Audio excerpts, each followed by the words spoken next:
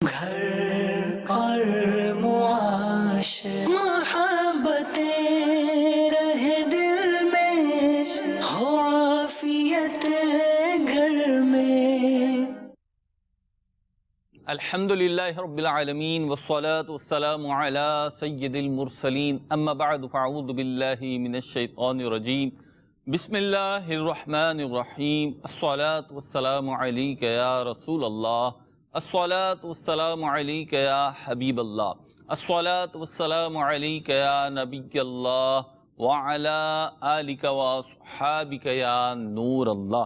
مدنی channel کے ناظرین، الحمدللہ پروگرام ہے گھر اور معاشرہ، اور اس پروگرام کے ذریعے سے بھی ہم کوشش کرتے ہیں کہ معاشرے میں محبتوں کا دور دورہ ہو اور معاشرے میں اتفاق، اتحاد، علم دین اور عمل خیر پھیلے۔ الحمدللہ آج بھی اسی نیت کے ساتھ اور دیگر بھی نیتوں کے ساتھ حاضر ہیں۔ انشاءاللہ آخر تک پروگرام میں ہمارے ساتھ رہیں گے تو بہت کچھ سیکھنے کو ملے گا اللہ نے چاہا۔ تو موضوع ہے ہمارا صبر و استقامت۔ امام عالی مقام، امام عرش مقام، نواسہ رسول حضرت سیدنا امام حسین رضی اللہ تعالی عنہ اور آپ کے رفقا نے جو میدان کربلا میں معرکہ حق و باطل میں جو صبر اور استقامت کا مظاہرہ کیا، اس کی نظیر تاریخ میں نہیں ملتی، اس کی نظیر یہ آسمان کبھی دیکھ بھی شاید نہیں سکے گا۔ تو انشاءاللہ اسی حوالے سے ہماری گفتگو کا سلسلہ رہے گا۔ انشاءاللہ مولانا عابد مدنی ہمارے ساتھ ہوں گے، رکن شورا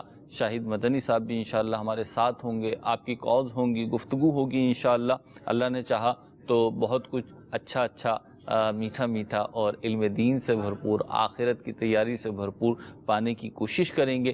نبی کریم صلی اللہ علیہ وسلم پر درود و سلام پڑھتے رہنا یقیناً عاشقان رسول کا وتیرہ، طریقہ اور عادت ہے اور ان کی علامت ہے۔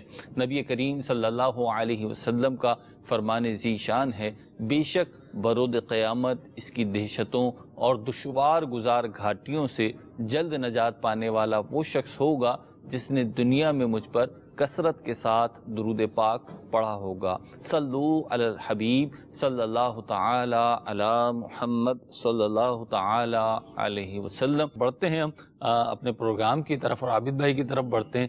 سب سے پہلے کہ استقامت یا صبر ہے کیا؟ جی عابد بھائی۔ صبر اور استقامت، اس کا تعلق معاشرے سے بھی ہے، گھر سے بھی ہے، اور گھر سے معاشرہ بنتا ہے۔ ٹھیک ہے۔ اور اس کا ذکر اللہ کریم نے قرآن کریم میں کئی جگہ ارشاد فرمایا، صبر کا بھی، استقامت کا بھی۔ اللہ کریم نے سورہ حامیم سجدہ میں فرمایا، ان الذین قالوا ربنا اللہ ثم استقاموا تتنزل علیہم الملائکۃ الا تخافوا ولا تحزنوا۔ اس آیت کی روشنی میں استقامت کیا ہے اور استقامت پر قائم رہنا، یعنی استقامت مطلب ہوتا ہے قائم رہنا، ٹھیک ہے۔ اس قائم رہنے پر ہمیں ملتا کیا ہے، یہ بھی اللہ نے قرآن میں بیان فرمایا۔ سبحان اللہ۔ ہم اور آپ کہیں کہ استقامت پر آپ قائم رہیں گے تو پھر آپ کو یہ ملے گا، تو شاید کسی کو خیال آ سکتا ہے، نہیں، بلکہ اللہ کریم نے خود قرآن میں ارشاد فرما دیا کہ جو استقامت پذیر لوگ ہوتے ہیں ان کو پھر کیا انعام ملتا ہے، یہ بھی اسی آیت میں بیان فرما دیا۔ سبحان اللہ۔ تو یہاں پر یہ فرمایا گیا کہ بے شک وہ جنہوں نے کہا ہمارا رب اللہ ہے، پھر اس پر قائم رہے، ان پر فرشتے اترتے ہیں کہ نہ ڈرو اور نہ غم کرو اور خوش ہو اس جنت پر جس کا تمہیں وعدہ دیا جاتا تھا۔ استقامت یہاں پر دو اس کے مطلب بیان کیے گئے ہیں۔ ایک تو مطلب یہ ہے کہ جب اللہ کریم نے روحوں کو پیدا فرمایا تو فرمایا الستُ بربکم، کیا میں تمہارا رب نہیں ہوں؟ تو سبھی نے کہا بلا، وہی ہمارا رب ہے۔ سب سے پہلے نبی کریم صلی اللہ علیہ وآلہ وسلم کی روح مبارک نے جواب دیا، پھر صدیق اکبر رضی اللہ تعالیٰ عنہ، ایک تفصیل ہے اس کی۔ تو اب جو اس وعدے پر قائم رہا جی، اور دنیا میں بھی آ کر وہ ایمان پر قائم رہا تو یہ استقامت پر قائم ہے۔ ایک مطلب اس کا یہ ہے، اور دوسرا مطلب اس کا یہ ہے کہ دنیا میں جو ایمان لائے اور اس ایمان پر قائم رہے اور ایمان پر خاتمہ ہو تو وہ ایمان پر قائم ہے، ایمان پر اس کو استقامت حاصل ہے۔ اور استقامت کے متعلق جو ہمارے اسلاف ہیں انہوں نے مختلف اقوال بھی بیان فرمائے ہیں۔ سیدنا صدیق اکبر رضی اللہ تعالیٰ عنہ فرماتے ہیں، آپ سے پوچھا گیا کہ استقامت کیا ہے؟ ٹھیک۔ آپ نے مجھ سے پوچھا استقامت کیا ہے؟ تو آپ سے پوچھا گیا استقامت کیا ہے تو آپ نے فرمایا استقامت یہ ہے کہ بندہ اللہ پاک کے ساتھ کسی کو شریک نہ ٹھہرائے، اللہ یعنی ایمان پر قائم رہے۔ صحیح۔ حضرت سیدنا فاروق اعظم رضی اللہ تعالیٰ عنہ سے پوچھا گیا کہ استقامت کیا ہے؟ آپ نے فرمایا کہ بندہ امر و نہی یعنی احکامات پر عمل کرنے اور ممنوعات سے بچنے پر قائم رہے، لومڑی کی طرح ہیلا سازیاں نہ کرے، راہ فرار اختیار نہ کرے، بلکہ اللہ کریم نے جس چیز کا حکم دیا ہے وہ کرے اور جس چیز سے منع فرمایا ہے اسے رک جائے۔ سیدنا عمر فاروق رضی اللہ عنہ نے استقامت کی تعریف فرمائی۔ حضرت سیدنا عثمان غنی رضی اللہ تعالیٰ عنہ نے فرمایا استقامت یہ ہے کہ بندہ عمل میں اخلاص پیدا کرے، کسی ریاکاری میں نہ پڑے۔ صحیح۔ عمل میں استقامت یہ ہے کہ وہ عمل کے اندر اخلاص پیدا کرے۔ سیدنا مولا علی رضی اللہ تعالیٰ عنہ فرماتے ہیں استقامت یہ ہے کہ بندہ فرائض کو پابندی کے ساتھ ادا کرے۔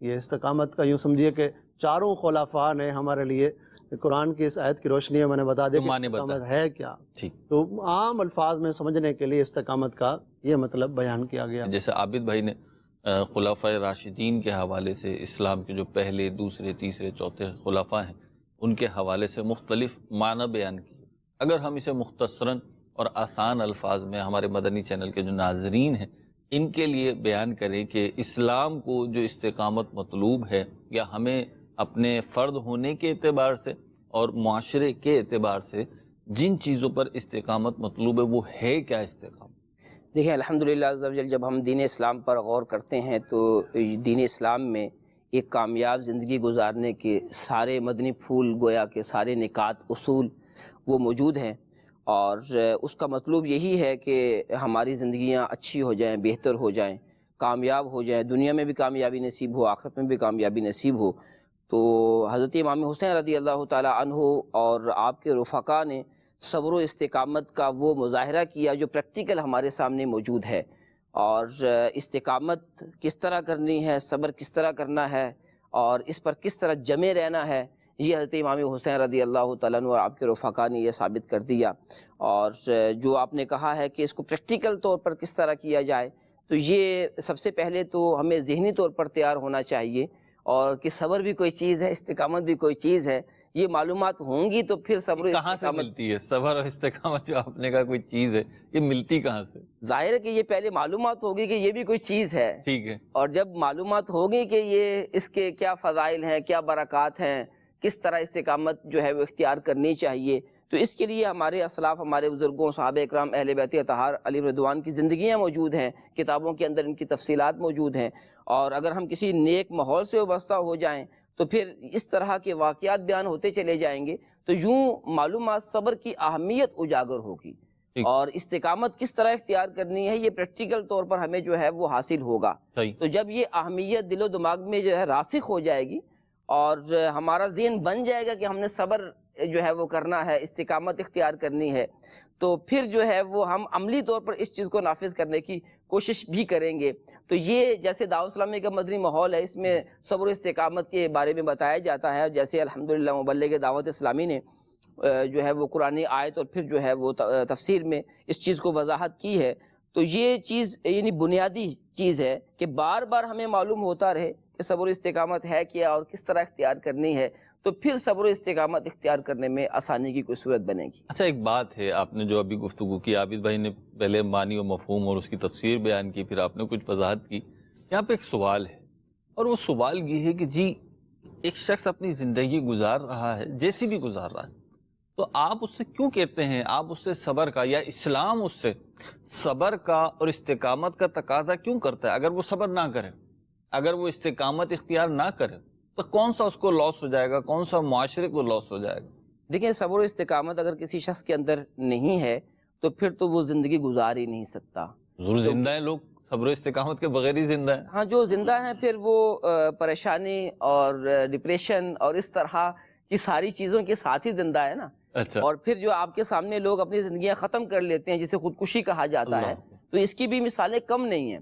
تو اور پھر جو زندگی گزار رہے ہیں، پھر وہ جس طرح پھر گزار رہے ہیں اور گھٹ گھٹ کر جسے کہتے ہیں جینا مرنا، تو اس طرح کی صورت بنی ہوئی ہے، اسے ہم کوئی کامیاب زندگی، اچھی زندگی اور پرسکون زندگی نہیں کہہ سکتے۔ ٹھیک ہے، وہ ایک آئیڈیل زندگی نہیں ہے۔ جی عابد بھائی، میں کہہ رہا تھا کہ کسی نہ کسی طریقے سے کچھ صبر پایا جاتا ہے کسی بندے میں، لیکن آہستہ آہستہ وہ دم توڑتا جاتا ہے، وہ صبر اور استقامت، اور پھر نتیجتاً مایوسی میں آ جاتا ہے۔ صبر کا پیمانہ لیوریز ہو جاتا ہے۔ وہ کسی نے ایک جملہ کہا، مجھے بڑا سمجھ میں آیا، وہ یہ کہا کہ دیکھیں جی آپ کے اوپر غم کا کیسا ہی پہاڑ ٹوٹ جائے اور کیسا ہی سیلاب آ جائے، بالآخر تو صبر آ ہی جاتا ہے، یا یوں کہہ لیجیے کہ بالآخر تو صبر ہی کرنا پڑتا ہے، لیکن وہ صبر آئے کہ مطلوب ہے یا نہیں وہ ایک جدا بات ہے۔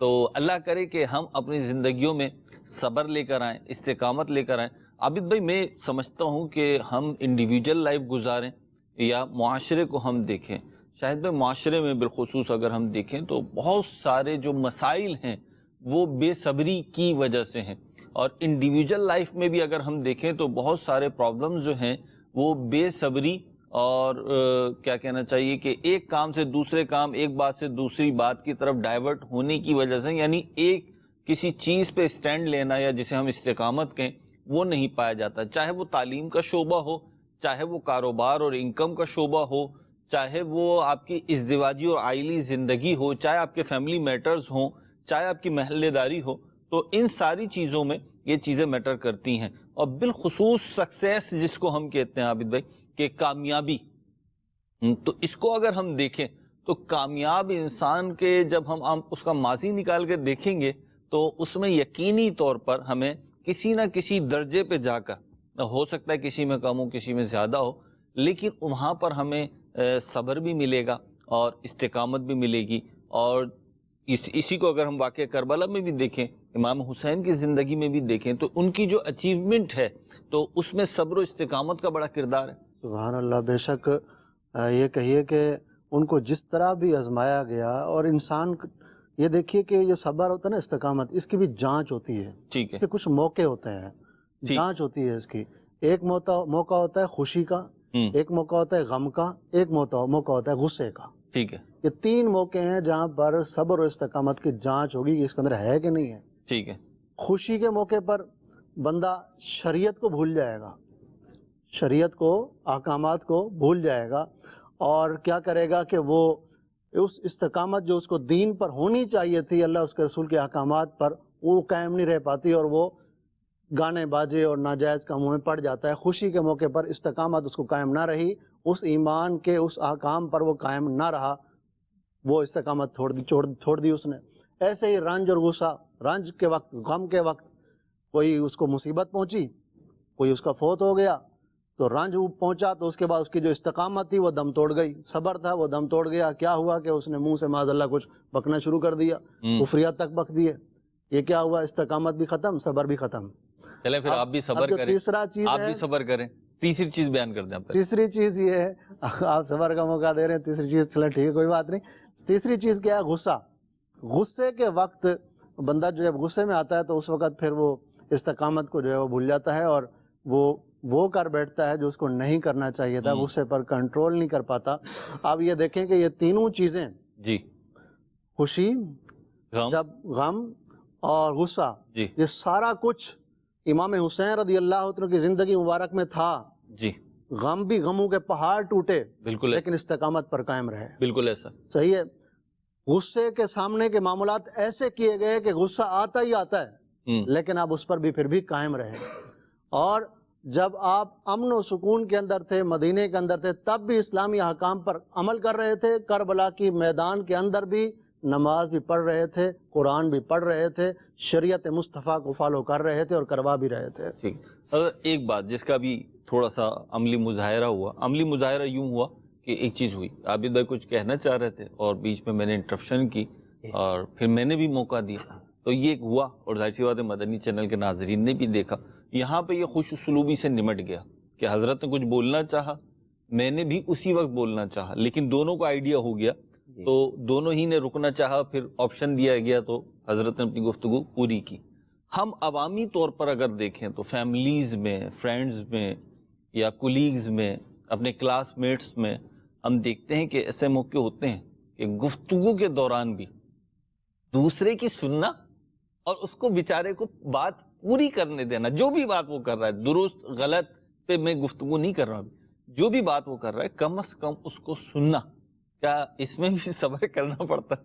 دیکھیں یہ تو گفتگو کے اندر صبر جو ہے بالکل کرنا پڑتا ہے، اور بعض اوقات تو کافی جو ہے وہ صبر کرنا پڑتا ہے. تو اس لیے گفتگو کے اندر سننے کا بھی ملکہ ہونا چاہیے، آدمی کے اندر صلاحیت ہونی چاہیے. کوئی بات کر رہا ہے، جب تک کہ کوئی ایسی بات نہیں ہے کہ جس کو روکنا شرعی طور پر واجب ہو، جیسے خدا نہ خواستہ وہ کسی غیبت شروع کر دیتا ہے، یہ ایسا تذکرہ شروع کر دیتا ہے کہ جو بالکل غیر مناسب ہوتا ہے، وہاں پر تو واقعی روکنا سمجھ میں آتا ہے. لیکن عمومی طور پر جو آپ نے بات کی ہے کہ ہم جو ہے وہ اپنے بالخصوص یہ ہوتا ہے بالکل جو قریبی ہوتے ہیں نا ان کے ساتھ زیادہ ہوتا ہے، اور بالخصوص جو ہمارے تھوڑے جو ہے وہ ماتحت کہہ لیں، نیچے والے ہوتے ہیں، چھوٹا بھائی ہے، چھوٹی بہن ہے، تو وہاں پر تو صبر کی ساری حدیں جو ہے وہ ہم کراس کر جاتے ہیں اور ان کی بات سننا گوارا نہیں کرتے. اور بعض صبر کی حدیں کراس کرتے ہیں بے صبری کی.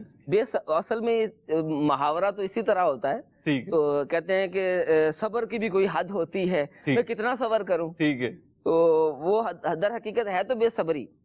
تو یہ شاید بھائی یہ صبر کی حد ہوتی ہے، یہ ٹھیک ہے کہنا؟ نہیں، غلط ہے نا. یعنی ہم جو ہے وہ کوئی اپنے آپ کو مطمئن کرنے کے لیے یوں کہہ رہے ہوتے ہیں کہ صبر کی بھی کوئی حد ہوتی ہے، حالانکہ صبر کی کوئی حد نہیں ہے. صبر ہے ہی وہ جس کی کوئی حد نہیں ہے. سبحان اللہ. تو اس لیے جو ہے وہ چھوٹے کی بات کو سننا چاہیے اور ذہن بنانا چاہیے کہ اچھا بعض اوقات کیا ہوتا ہے کہ ہم سمجھ رہے ہوتے ہیں کہ وہ بات ہماری مخالف کر رہا ہے، جبکہ وہ ہماری حمایت میں ہی کر رہا ہوتا ہے. جب ہم اس کی بات نہیں سنتے تو وہ کہتے ہیں بھائی جان میں آپ ہی کی تو بات کر رہا ہوں. پھر ہمیں شرمندگی ہوتی ہے کہ اچھا یہ بھی میری ہی بات کر رہا ہے تو میں نے کیوں اس کو ٹوکا. ٹھیک ہے، تو سننے والے کو بھی صبر کرنا چاہیے اور صبر و تحمل سے سننا چاہیے.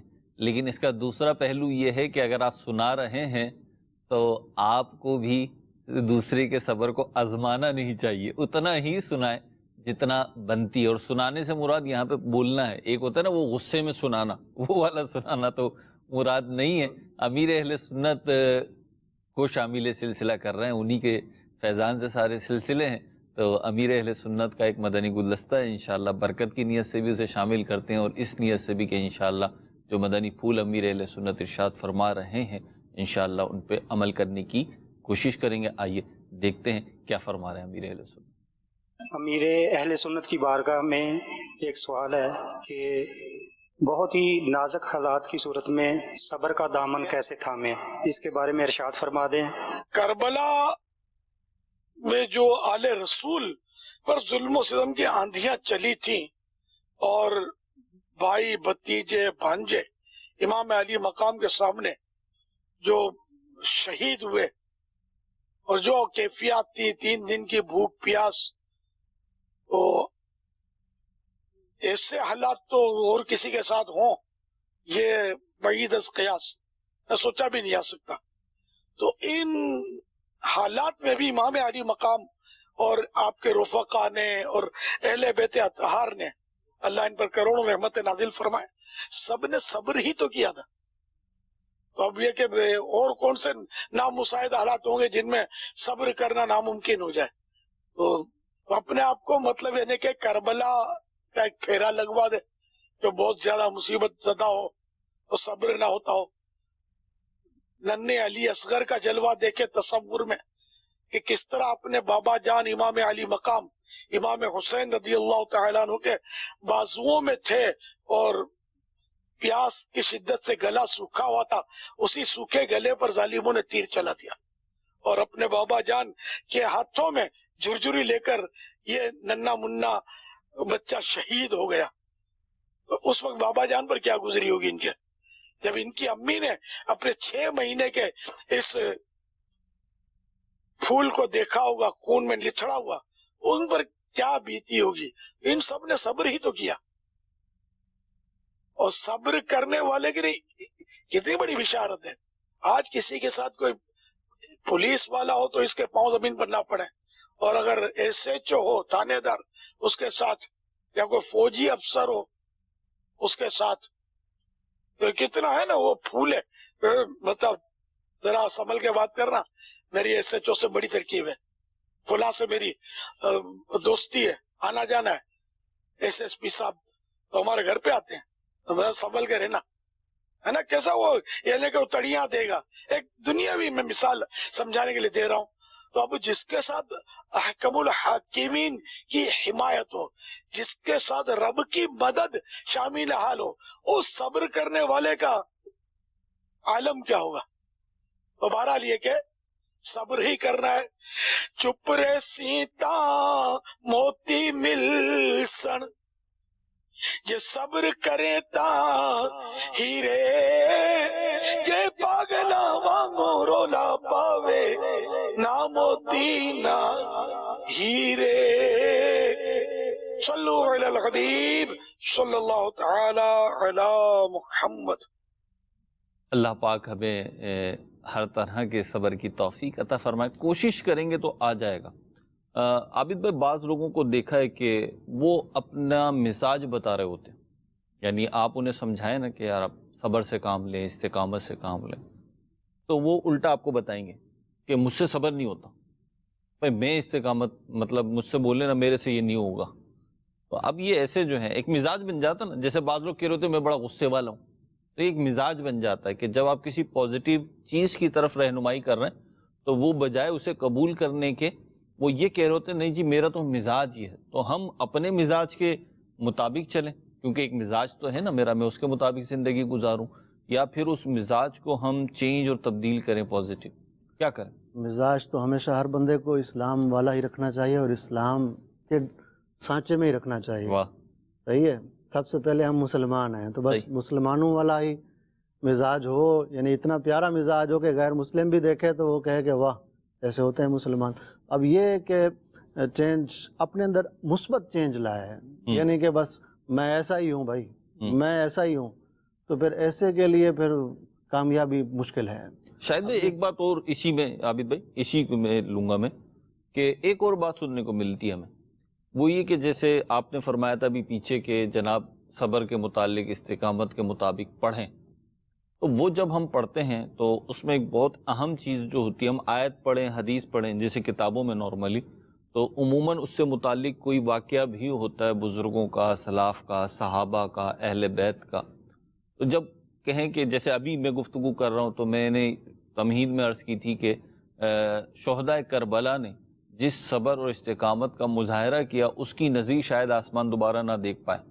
تو یہ میں نے بھی یہی عرض کیا کہ اس کے جیسا تو کچھ دوبارہ نہیں ہو سکتا. تو لوگ کہتے ہیں کہ یار وہ تو اللہ والے تھے، وہ تو یوں تھے، ان کے تو مراتب بڑے تھے، ان کی تو عظمت زیادہ تھی، تو وہ تو کر سکتے تھے. بھائی ہم ان جیسے نہیں ہیں. اچھا یہ بھی حقیقت ہے کہ واقعی میں ہم ان جیسے نہیں ہیں، ہم تو ان کے نالین کے خاک جیسے بھی نہیں ہیں. میں اپنی بات کروں تو آدھی بات تو درست لگ رہی ہے، بقیہ بات کے بارے میں آپ کیا فرمائیں گے؟ دیکھیں وہ ہستیاں جو ہیں وہ اپنی حیثیت، مرتبے اور فضل کے حوالے سے تو ہم سے بہت بلند ہیں جی، لیکن بحیثیت مجموعی وہ انسانیت، انسان اور حضرت آدم علیہ السلام کی اولاد جی، یوں تو ہمارے لیے ایک جو ہے وہ ہماری طرح کے لوگ تھے، لیکن جو ہے وہ عظمت اور اپنی رفعت کے اعتبار سے بہت بلند تھے. اور اللہ پاک نے جو انبیاء علیہ السلام بھیجے اور وہ انسانوں میں سے ہونے کی ایک فلسفہ یہ بھی تھا تاکہ انسانوں کو ان کے زندگیوں کے مطابق عمل کرنے میں آسانی ہو. اگر کوئی فرشتہ آ جاتا جو رسول ہوتا اور جو ہے وہ ہم لوگوں کو ہدایت دے رہا ہوتا تو یہی مشکل ہو جاتی یوں کہ وہ انسان نہ ہوتے. تو ایک بات ہے. تو بہرحال ان کی ہستیوں کے اندر ہمارے لیے اسباق تو موجود ہیں جو انہوں نے کیا ہے جی، اور بالکل ہم ان کے نقش قدم پر چلیں گے تو کامیاب ہوں گے. اور ایسا نہیں ہے کہ ان ہستیوں کے نقش قدم پر نہیں چلا جا سکتا. الحمدللہ چلنے والے لوگ موجود ہیں، جیسے ابھی الحمدللہ امیر اہل سنت کی زندگی کہ آپ نے جو ہے وہ زندگی گزاری صبر و استقامت والی، اور آج دیکھیں دعوت اسلامی جو ہے وہ دنیا کے کتنے ممالک میں اپنا کام کر رہی ہے اور کتنے شعبہ جات جو ہیں وہ اس کے ذریعے انسانیت کی اور اللہ پاک کے مخلوق کی جو ہے وہ خدمت ہو رہی ہے. اور یہ یعنی امیر علیہ سنت نے دعوت اسلامی کا آغاز کیا اور آپ کے ساتھ چند لوگ تھے، 2-3 افراد، 5 ہوں گے، 10 ہوں گے، ٹھیک ہے. لیکن جب آپ نے استقامت اختیار کی تو پھر ان کی وجہ سے کتنے لوگوں کو فائدہ حاصل ہوا، لاکھوں اور مجھے کہنے دیجئے کروڑوں لوگوں نے ان سے فوائد حاصل کیے ہیں، دعوت اسلامی سے فوائد حاصل کیے ہیں. ایک آدمی کی استقامت، صبر اور ان بزرگان دین انبیاء علیہ السلام کے نقش قدم پر چل کر ان کی تعلیمات پر عمل کر کے جب ایک فرد سے لاکھوں لوگ مستفیض ہو سکتے ہیں، کروڑوں لوگ مستفیض ہو سکتے ہیں، تو ہم جو ہیں وہ ہمارے ارد گرد والے لوگ جو ہیں وہ اگر ہم صبر و استقامت والے ہوں گے تو ان کو بھی فائدہ پہنچے گا۔ ہوتا کیا ہے کہ لوگ جو ہے وہ ہمارے صبر و استقامت نہ اختیار کرنے سے پریشان ہو رہے ہوتے ہیں۔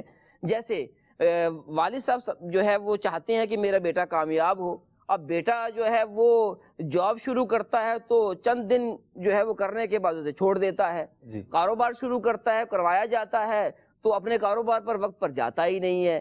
اسی طرح جو ہے کوئی اسٹڈی شروع کر رہے ہوتے ہیں تو جناب اب میں انجینئرنگ میں نے شروع کی تھی، نہیں اب اس میں دل نہیں رہا، اب جو ہے وہ میں MBBS کی طرف آؤں گا۔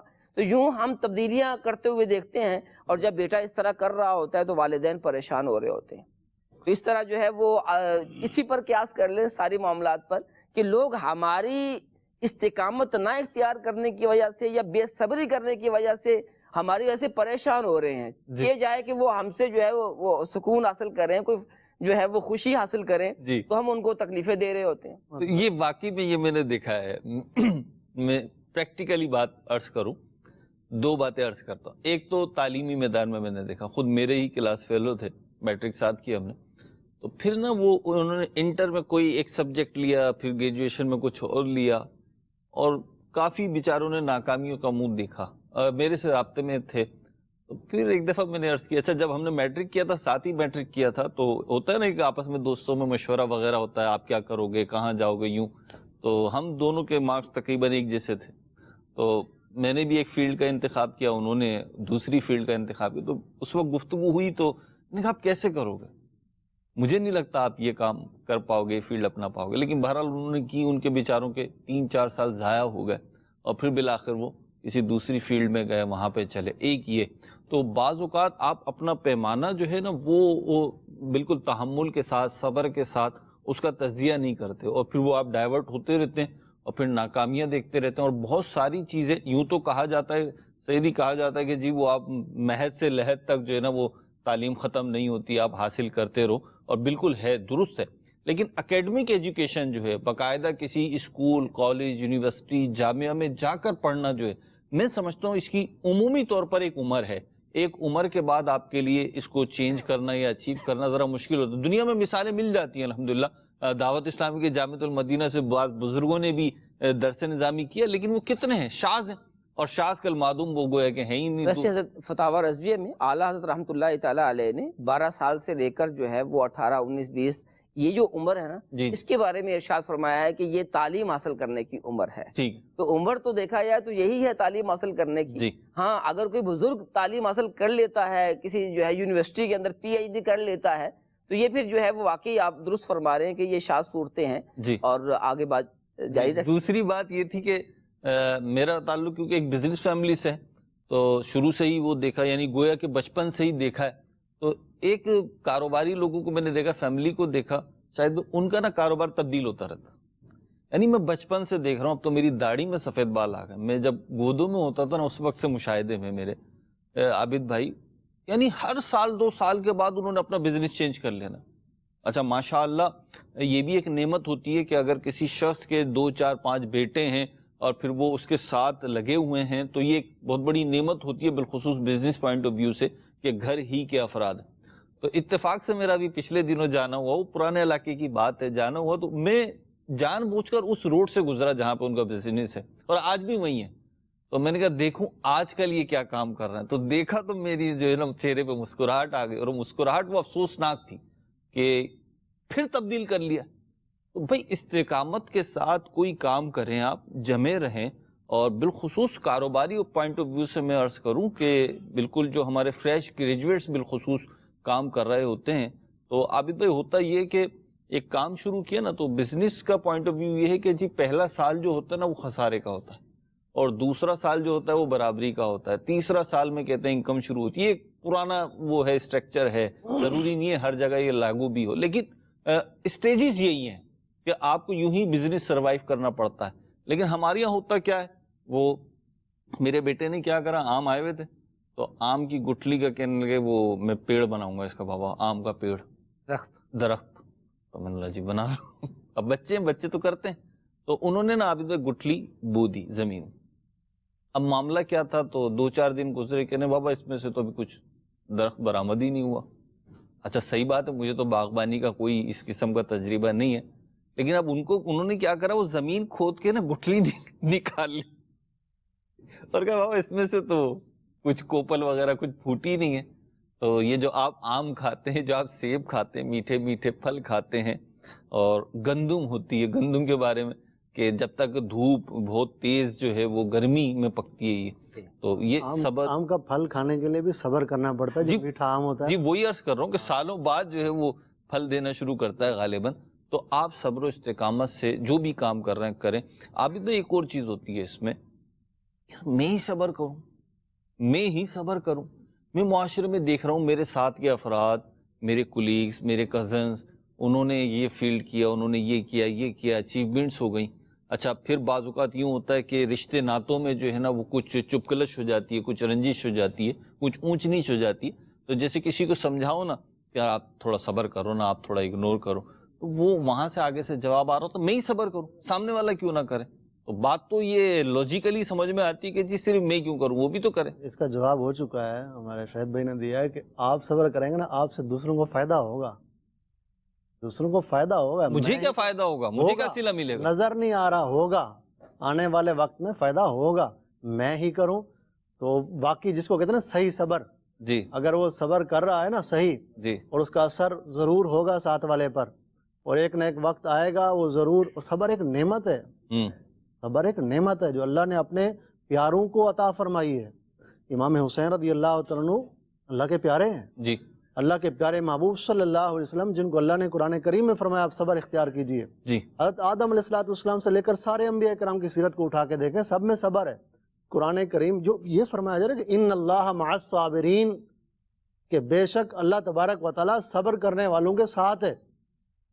تو آپ کے ساتھ کوئی ہو نہ ہو، اللہ تو آپ کے ساتھ ہے نا، اللہ کی رحمت تو آپ کے ساتھ ہے نا خاص. جی تو اس لیے یہ کہنا کہ میں ہی کروں تو یہ اس کا کہنا ہی بے صبری ہے.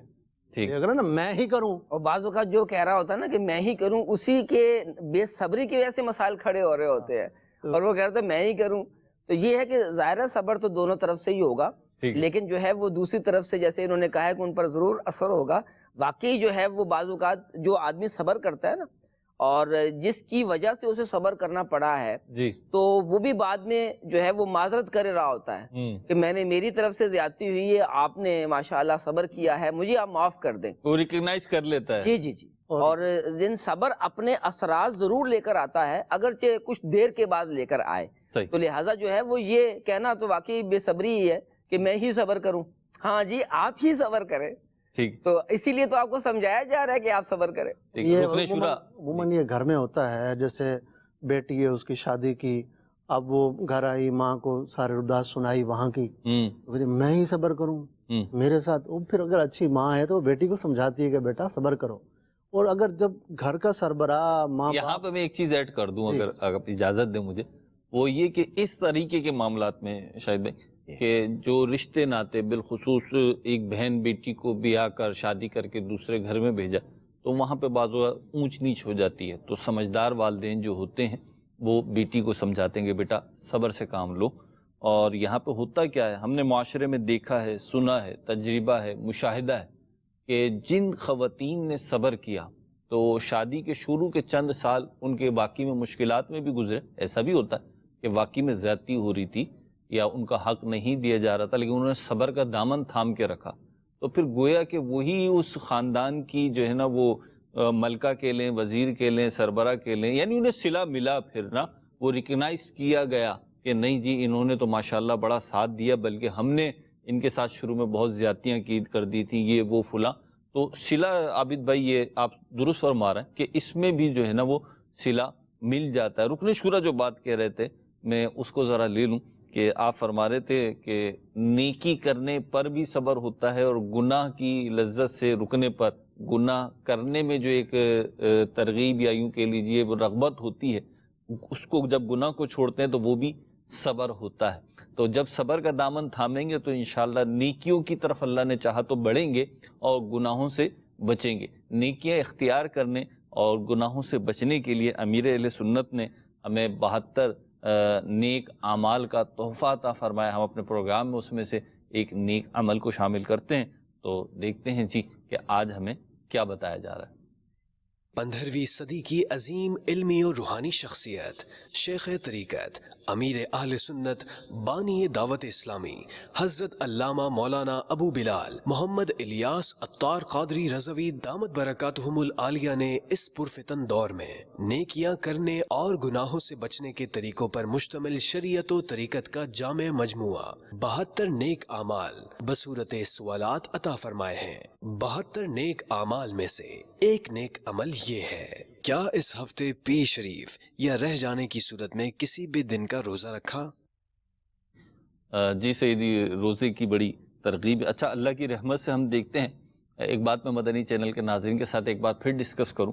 بہت ساری ایسی چیزیں ہیں دعوت اسلامی کے دینی ماحول کے ذریعے سے وہ معاشرے میں آئیں، الحمدللہ پازیٹیو، نیک، اچھی، جس سے ایک فرد اور معاشرے پہ ایک اچھا جو ہے فروٹفل اثرات آئے. اس میں سے ایک پیر شریف کا روزہ بھی ہے. یقیناً سب ہی تو نہیں رکھتے، فرض بھی نہیں، نفلی روزہ ہے، لیکن ایک تعداد ہے حضور خواتین میں بھی اور مردوں میں بھی، اسلامی بھائیوں میں، اسلامی بہنوں جو رکھتی ہے. آپ کیا ارشاد فرمائیں؟ بالکل الحمدللہ عز و جل مدنی ماحول میں روزے، نفلی روزے رکھنے کا بڑا ذوق پایا جاتا ہے. بلکہ جو ہے وہ امیر اہل سنت نے جو ترغیب دلائی ہوئی ہے، ایک ترغیب یہ دلائی کہ رجب، شعبان اور رمضان تینوں مہینوں کا روزہ رکھیں. جی. اور کئی عاشقان رسول ایسے ہیں کہ جو تینوں مہینے کا روزہ رکھتے ہیں. ہاں البتہ اس میں جو ہے علماء اکرام نے ایک ہدایت ضرور کی ہے کہ اگر شعبان میں روزہ رکھنے کی وجہ سے رمضان میں روزہ رکھنے کے میں جو ہے وہ کمزوری واقع ہوگی، تو اب حکم یہی ہے شرعی کہ وہ پھر جو ہے وہ رمضان میں شعبان میں کم روزے رکھے، یعنی مسلسل پورے شعبان کے روزے نہ رکھے. ہاں نہ رکھے، تاکہ جو ہے وہ رمضان کے اندر جو ہے وہ اسے کسی قسم کی کمزوری نہ ہو. لیکن جو ہے یہ مسئلہ نہ ہو تو پھر اجازت ہے تینوں مہینوں کی. اور دعوت اسلامی کے مدنی ماحول میں مسلسل 3 مہینے روزے رکھنے والے بھی ہیں. جی. اور ایک ابھی جو ہے وہ پچھلے دنوں حرمین طیبین جانے کی سعادت نصیب ہوئی، حج کرنے کی. اور ہمارے ساتھ ایک ہمارے قافلے میں ایک ایسے اسلامی بھائی بھی تھے جو پہلے دن سے لے کر آخری دن تک ممنوع دن کے علاوہ وہ روزانہ روزہ رکھا کرتے تھے.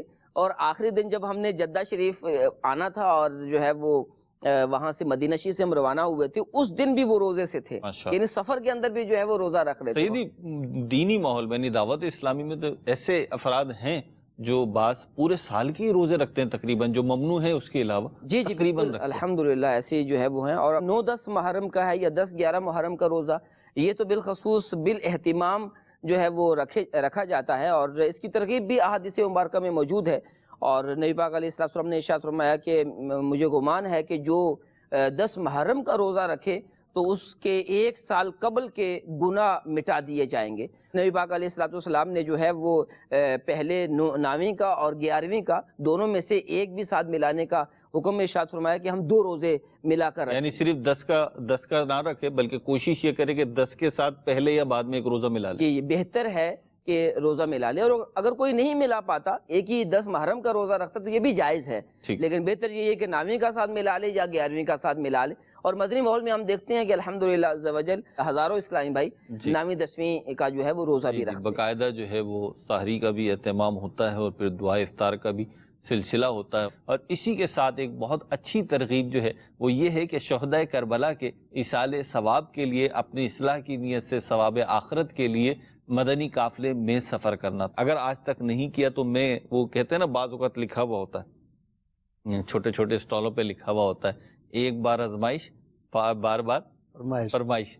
ایک بار جس نے کھایا پھر وہ بار بار آئے گا. تو مدنی قافلے بھی ایسی چیزیں، جب تک آپ نے سفر نہیں کیا نا تو آپ کے ذہن میں بہت سارے اشکالات، بہت سارے سوالات ہوں گے، لیکن جب آپ سفر کریں گے تو آپ کو پتہ چلے گا کہ واقعی میں مدنی قافلہ جو ہے راہ خدا میں سفر کرنا جو ہے بڑی سعادت مندی ہے. اس میں بہت کچھ سیکھنے کو ہمیں ملتا ہے. اللہ پاک ہمیں توفیق عطا فرمائے. عابد بھائی، سلسلہ اختتام کی طرف ہے، آپ آخری بات کیا ارشاد فرمائیں؟ جی، میں عرض کر رہا تھا کہ استقامت کا فائدہ جو آیت کریمہ میں نے شروع میں پڑھی تھی، جی، جس میں اللہ کریم نے استقامت کے متعلق ارشاد فرمایا، تو اس میں استقامت کا جو فائدہ ہے تو فرمایا تھا تنزل علیہم الملائکہ، فرشتے نازل ہوتے ہیں، فرشتے آتے ہیں.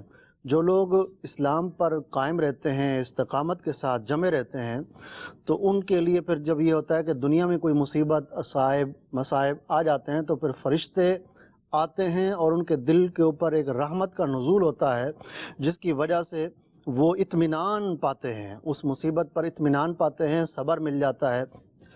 اور ایسے ہی فرشتے جو ہے جب وہ بندہ روح نکلنے کا وقت ہوتا ہے، آخری وقت ہوتا ہے، تو اس وقت فرشتے اچھی شکل میں آتے ہیں اور اچھی شکل میں آ کر فرشتے اس کو مژدہ سناتے ہیں، یا ایتھا النفس المطمئنہ، اچھی شکل میں۔ اور یہ فرمایا گیا کہ موت کے وقت اچھی شکل اگر سامنے ہونا تو موت کی تکلیف کم ہو جاتی ہے۔ اس لیے بزرگوں نے لکھا ہے کہ جو پیارے پیارے جس سے ان کو پیار ہوتا ہے مرنے والے کو، وہ لوگ سامنے ہوتے ہیں تاکہ اس کو تکلیف میں کمی ہو، لیکن سب پیاروں سے پیارے آقا صلی اللہ علیہ وآلہ وسلم ہیں۔ اگر زندگی کے اندر حضور کو راضی کیا ہوگا، اسلام پر زندگی گزاری ہوگی، تو انشاءاللہ نبی کریم صلی اللہ علیہ وآلہ وسلم تشریف لائیں گے موت کے وقت۔ اور قبر کے اندر بھی استقامت پر قائم رہنے والے کو ایسی خوشخبری ملتی ہے کہ جب وہ فرشتوں کے درست جواب دے دیتا ہے تو فرشتے اس کو کہتے ہیں نم کا نومۃ العروس۔ اور استقامت کا فائدہ ایک یہ بھی ہے کہ قیامت کے دن جب وہ قبروں سے اٹھیں گے، نامہ اعمال سیدھے ہاتھ میں ملیں گے، تو فرشتے ان کو مبارکباد دیں گے، تمہیں مبارک ہو، تم اسلام پر قائم رہے تھے، یہ اسی کا صلہ اللہ تمہیں دے رہا ہے۔ اور استقامت کے جہاں بہت سارے فائدے ہیں، وہاں ایک فائدے قرآن کریم کی روشنی میں یہ بھی ہیں۔